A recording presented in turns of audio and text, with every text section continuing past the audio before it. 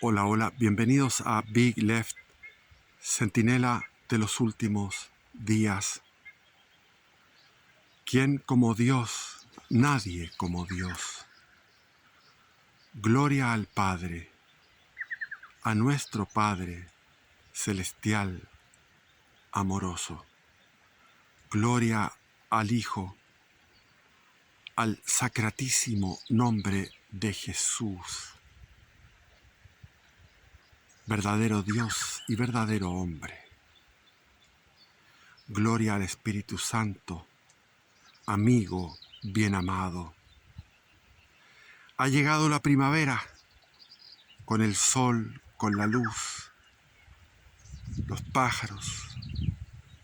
Está lleno de pajaritos, tantas especies, miles de millones de especies, animales, vegetales, especies espirituales. Y nosotros, en el Ecuador, entre la materia y el espíritu, los hombres, los seres humanos. Y aquí estoy recorriendo los deslindes de mi pequeña media hectárea. Ahí está el palo que indica el fin de esta propiedad. Y aquí están algunos árboles que traje hace poco. Está un pino que traje de la montaña, otro pino, y ahí hay otro pino más, y ahí hay otros pinos, y ahí hay otro. Pero para allá, está difícil caminar porque tengo aquí troncos que he faenado. Está lleno de mora. La mora está creciendo, cada día crece 10 centímetros cada mora. Tengo que venir con esta espada filosa que es el machete. Ahí están, por ejemplo, los coihues que he plantado. Este es un coihue que he plantado para el fondo allá. Y ayer fui a misa y recibí el regalo de la comunión, la hostia consagrada, el regalo de la comunión, el regalo. Y quería hacer un video sobre eso. Jesús es infinitamente humilde, infinitamente humilde. ¿Por qué? Porque tuvo que dar un salto, un piquero, como quien salta de un abismo a tirarse una zambullida en un océano que no le es propio, que es el océano de la naturaleza caída del hombre, la naturaleza humana caída. Tuvo que dejar el cielo con mayúscula, ese cielo infinito de paz, de gozo, de amor, de plenitud, como una primavera eterna, y tuvo que encarnarse en el sagrado vientre de María, en la nueva arca, la arca de la nueva alianza, que es María, que contuvo dentro de sí al infinito, al absoluto. Y aquí está el manantial. Y Jesús se hizo humilde como un cigoto, es decir, un óvulo de María fecundado por un espermio divino del Espíritu Santo. Y después tuvo la humildad de nacer en Belén, y en Belén ser un ser absolutamente desvalido, como cualquiera de nosotros fuimos cuando nacimos, que éramos bebés. Y tuvo que usarse pañales, más de un año de pañales, protegido por José, tantas veces olvidado, ese santo, el San José, tuvo que huir a Egipto para evitar la muerte que Herodes había decretado a los niños. Y después vivió en ese Nazaret,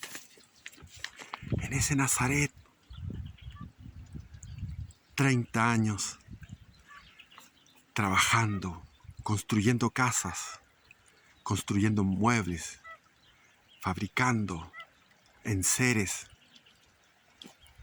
como carpintero, como constructor, como ingeniero, como calculista de costos, de cuánto costaba hacer una construcción y cómo diseñar como un arquitecto. Jesús y José fueron arquitectos, ingenieros, constructores y carpinteros. Y Jesús amaba y lo dijo: mi alegría es estar con los hijos de los hombres. Y cuando llegó el momento más duro, el momento del Jueves Santo, en ese momento en que él sabía, porque era Dios, verdadero Dios, sabía lo que venía, lo que le venía, que era la máxima humillación, ser tratado como el peor de los delincuentes. Entonces, en ese momento sintió angustia en Getsemaní, pero antes de Getsemaní sintió angustia también. ¿Por qué? Porque él quería seguir con nosotros. Mi alegría es estar con los hijos de los hombres. Así dijo: mi alegría es estar con los hijos de los hombres. Y quiso quedarse con nosotros, porque iba a estar triste de dejarnos tan desvalidos. Nos entregó el Auxiliador, el Espíritu Santo en Pentecostés, pero antes de eso instituyó la Eucaristía, donde Él se hace presente en un pan y un vino. El vino es su sangre, el pan es su carne. Y yo lo había anunciado en el capítulo Juan, en el capítulo 6 del Evangelio de Juan. Mi carne es verdadera comida y mi sangre verdadera bebida. Y ahí se escandalizaron y huyeron los que no aceptaron esa realidad. Pero nosotros que somos católicos aceptamos, porque el sello del católico es la humildad. Aceptar el plan divino, aceptar la locura divina, la insensatez, la locura de amor, no solamente de entregarse en la cruz, sino que también la locura de amor de Él quedarse en nosotros, en todos los sagrarios de todos los templos católicos y ortodoxos de este mundo, en todos los países donde está un templo católico y un templo ortodoxo, en el sagrario, en la misa, ahí en esa hostia humilde, ahí está presente su cuerpo, su sangre, su divinidad, para estar junto a nosotros, porque Él no quería irse y se quedó, pero se quedó en la máxima humildad, como que regresó desde la cruz, regresó a ser un bebé de pañales. Los pañales son la hostia y el vino. La madre es el sacerdote. Qué infinita dignidad tiene el sacerdote católico que está manipulando a ese bebé al corazón de Cristo. Porque Cristo en los milagros eucarísticos, cuando lo han visto los científicos, es músculo del miocardio vivo, es músculo del corazón, es el corazón divino de Jesús que se reproduce durante 20 siglos en las millones de misas y en los miles y miles de sagrarios donde Él está prisionero para nosotros, para escuchar nuestras confidencias de los que le somos leales y lo amamos. Vamos a visitarlo en el sagrario y le hablamos. Él nos escucha con especial dedicación cuando nosotros le hablamos en el sagrario. Ahí está, prisionero, en su máxima humildad. ¿Qué más humilde que dejar de ser Dios y encarnarse? ¿Qué más humilde que ser un bebé? ¿Qué más humilde que trabajar junto a su Padre en un pueblo de Galilea, en esa tierra santa que hoy está en guerra, porque el pueblo que no lo aceptó sigue extraviado? Todavía no entiende ese pueblo elegido, pero por lo menos un cuarto o un tercio de ese pueblo elegido, en ese momento en que llegó Jesús, lo aceptó y lo siguió. Y ahí están los apóstoles, ahí están los 15.000 convertidos el día de Pentecostés, donde nació la Iglesia Católica, la Iglesia Universal de Cristo, ese 27 de mayo del año 30. Él había muerto en la cruz el 7 de abril del año 30.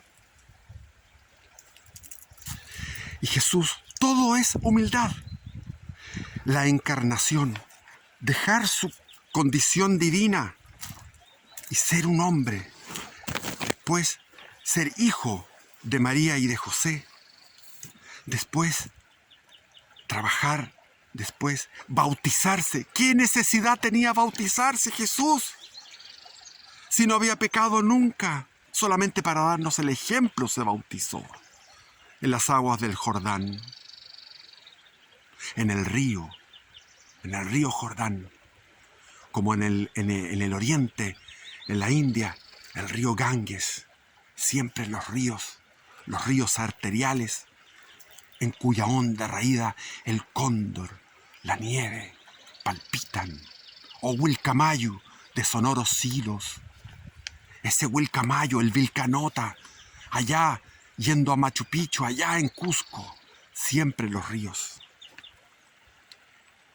El río Rímac, que fundó Lima, el río Mapocho, que fundó Santiago, dos ciudades gemelas, con un cerro San Cristóbal hacia el norte y el río iguales, el Rímac y el Mapocho. Dos gemelos, Lima y Santiago. Y Jesús no tenía necesidad de ir al desierto, a estar 40 días ayunando y a ser tentado. No tenía necesidad de eso, pero lo hizo. No había necesidad tampoco de predicar, pero lo hizo.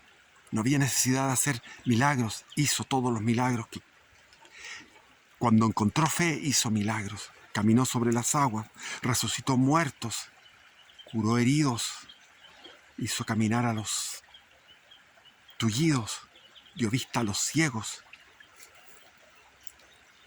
Pero Jesús tuvo su máxima humildad el jueves santo en la última cena, porque ahí Él se quedó con nosotros para siempre, en su iglesia, en sus templos, en el sagrario, prisionero del sagrario y soportando la indiferencia de católicos, de protestantes, de agnósticos, de ateos, de islámicos, de budistas, de hinduistas, de queers, de progres, de woke.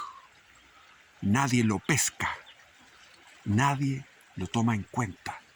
Y cuando comulgamos tenemos el privilegio que no tuvieron ni siquiera aquellos que lo abrazaron, que lo escucharon, que lo vieron, que le dieron la mano, que tocaron su manto.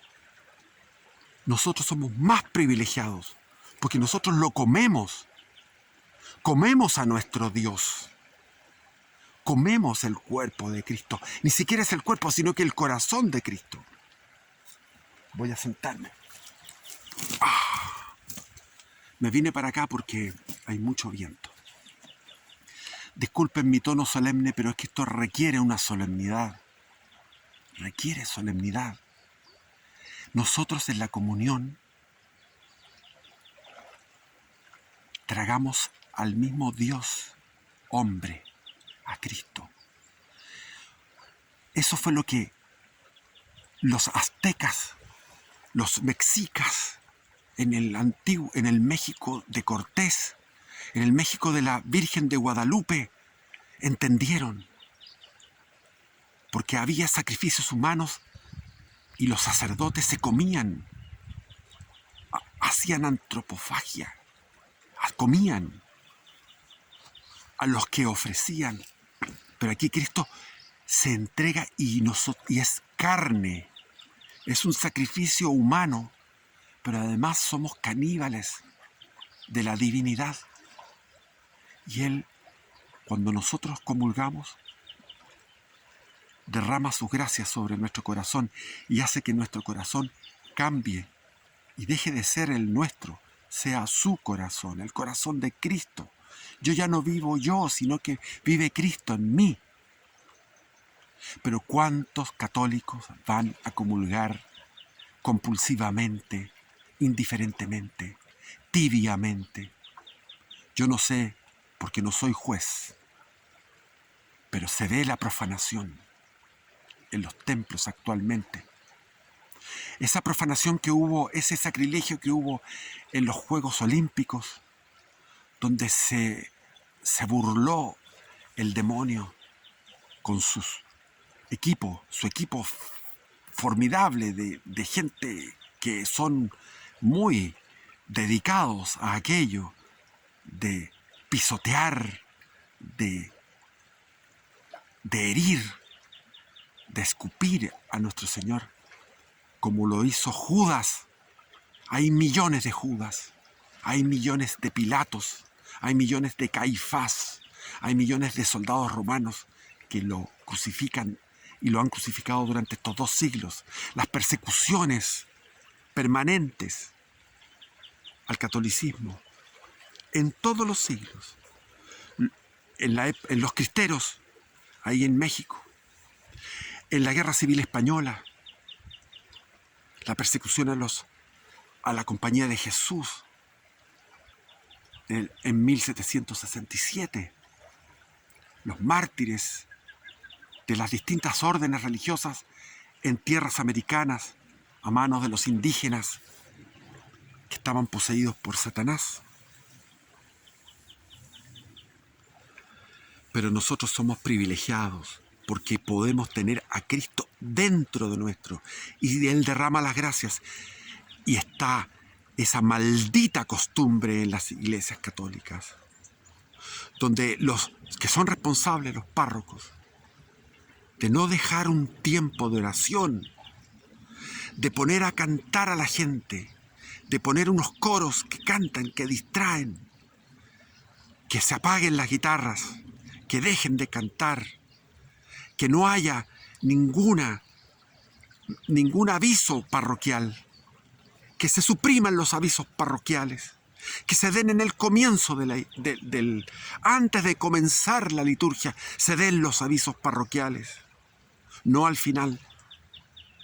Que haya un tiempo de 10 minutos como mínimo, pero ideal 20 minutos, donde cada fiel al recibir a Cristo en la comunión, en esa hostia, hable con nuestro Señor en la intimidad del corazón y le pida que su corazón se transmute y cambie y sea el corazón de Cristo, que Cristo ocupe nuestro corazón en ese momento. Pero los párrocos y los obispos no quieren hacer aquello, que es darle la real solemnidad y el real recogimiento al acto de la comunión. Es un gravísimo pecado de omisión el que cometen los clérigos, las autoridades y la jerarquía de la iglesia al no dar un tiempo de oración en que el alma le diga a nuestro Señor todo lo que tiene que decirle en ese momento sublime, que se muere, que es pisoteado, que es aplastado. ¿Por qué? Por el coro, por la guitarra, por la estridencia, por los parlantes, por los avisos parroquiales, por la conversación afuera del templo, a voces, por los autos que se retiran, por el apuro, por ir a un almuerzo dominical o lo que sea. Jesús tiene hitos formidables, magníficos, como son el hacer el Hijo de Dios, el Logos eterno se hace hombre, se encarna en la Virgen María y es una sola célula que se va duplicando y multiplicando y es un feto, y es un bebé, y es un niño, y aprende a caminar, y aprende a jugar, y después aprende a trabajar, etc. No tenía necesidad de bautizarse, se bautiza. Sufre en la cruz, sufre en Getsemaní, antes de la cruz. Sufre la aprehensión de una turba. Después, el juicio de las autoridades religiosas de Israel, Anás, Caifás y los sumos sacerdotes. La humillación de los policías del templo. La cárcel, esperando el otro juicio, el juicio civil. La humillación de estar sometido a un juicio con Pilatos.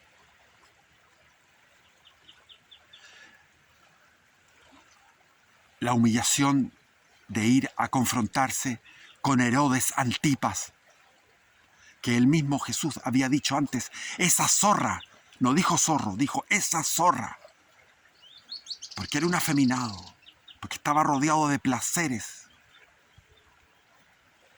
y de pecados carnales y de gula y de soberbia. Y Jesús no le dijo nada a Herodes. Y tuvo que soportar la flagelación de 120 azotes, donde su carne fue destruida, los muslos, incluso hasta el escroto llegó uno de esos latigazos. Toda la espalda destruida, la sangre. En esa película de Mel Gibson se cuentan 100 latigazos, pero no fueron 100, fueron 120. Había uno que era más pequeño y otro más alto, y eso lo dicen los médicos forenses cuando estudian la sábana santa. Había uno más pequeño que tenía más rabia y el más alto, cada uno latigando a nuestro Señor. Y después viene la coronación de espinas, que no fue una corona como un cintillo, fue un casco de espinas. Y le golpeaban ese casco. Y le pusieron el manto púrpura para burlarse, lo escupían. Los soldados que estaban sueltos en su delirio, en su odio, soldados verdugos. Cuenta la leyenda que alguno de ellos se convirtió al ver todo el comportamiento de Jesús, que los perdonaba y decía, Padre, perdónalos porque no saben lo que hacen. Y el camino al Calvario, amarrado de una de las piernas junto a dos bandidos, ladrones, guerrilleros, asesinos, cayéndose con el patíbulum en los brazos y la corona de espinas que se golpeaba cada vez que caía al suelo con el patíbulum, con ese tronco, ese madero que le golpeaba y le perforaba la nuca y las sienes. Y después viene la crucifixión, 3 horas crucificado, que falló al comienzo, se equivocaron, tuvieron que clavar nuevamente uno de los brazos, estirarlo los brazos, clavar un brazo, clavar el otro. En la muñeca, donde pasa un músculo importantísimo que lleva toda la sensibilidad a los dedos. Y ese músculo, cuando estaba en la cruz, tenía que erguirse y girar su muñeca en esos clavos. Y los pies estaban los dos en un solo clavo, sin soporte. Es mucho más cruento que los crucifijos, que muestran un soporte. No había soporte. Era un clavo que atravesaba sus dos pies y se asfixiaba. Y todo lo que dijo tenía que ser un esfuerzo muy grande para las 7 frases que dijo en la cruz. Padre, perdónalos porque no saben los que hacen. Al ladrón que se arrepintió hizo un acto de contrición y le dijo, él no ha pecado, en cambio nosotros sí hemos pecado. A él le dijo, tú estarás conmigo en el paraíso. Le dijo a María, María, he aquí a tu hijo, hijo, he aquí a tu madre. Y en Juan Evangelista, en Juan Apóstol, estamos representados todos los seres humanos. Todos los seres humanos estamos representados en Juan Evangelista. Por eso es que voy a dar lectura a la oración que traje, que la leí el otro día.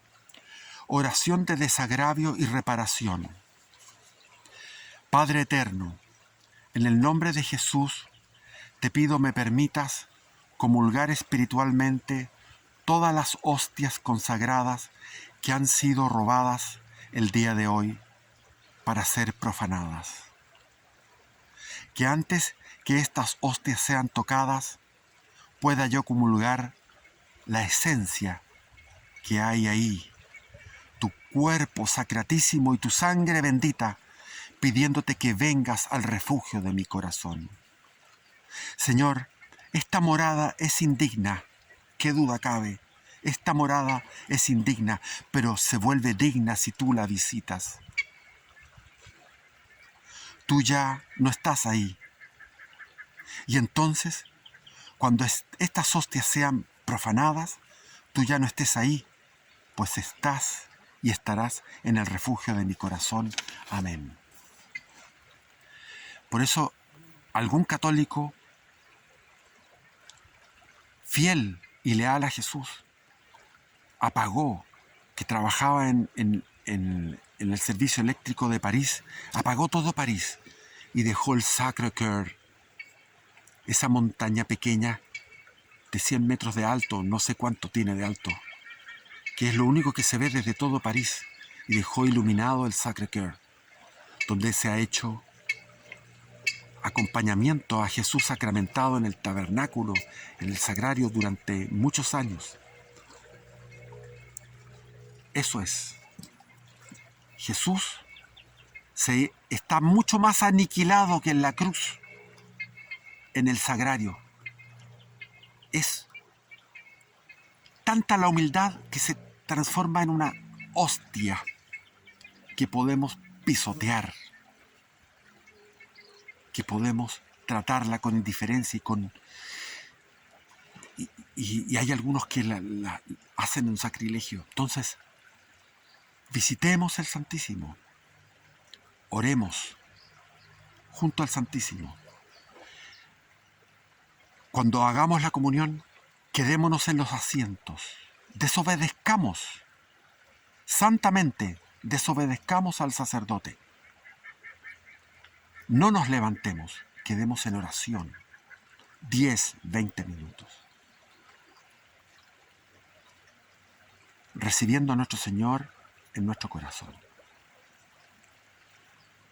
Por eso, de la encarnación al nacimiento, a los pañales, a ser niño, a padecer en la cruz, a ir a bautizarse sin necesidad, a ir 40 días al desierto ayunando.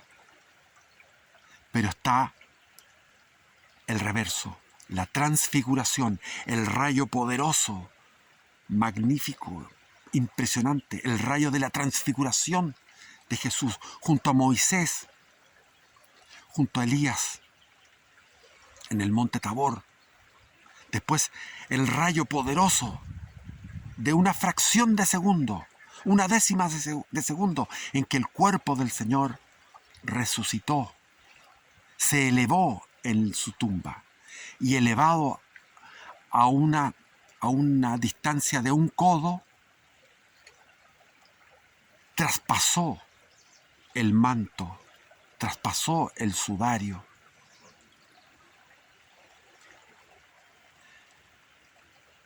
Y esa fue la luz del triunfo.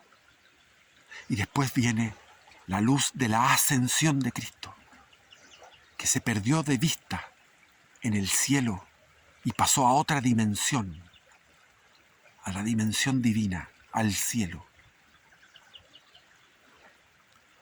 Bendiciones, viva Cristo Rey.